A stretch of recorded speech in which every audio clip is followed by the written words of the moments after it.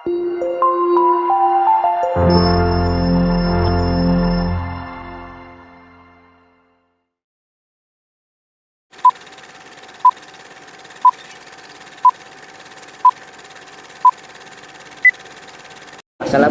warahmatullahi wabarakatuh.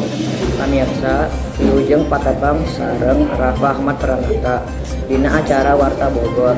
Warta anu baris didangkeun nyaeta korban longsor di Desa Tenjolaya diajar di tenda.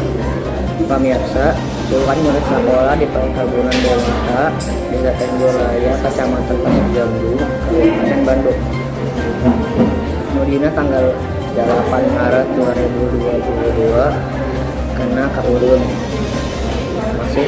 masih kene diajar di tenda dari marana teu bisa balik deui ka sakola asal kusabab sieun longsor deui kukuh pos koordinasi bersama mitigasi informasi jeung bantuan musibah pasien tertentu Ciwidey, Rancaburi, Asep Talani nyaterkeun aya 24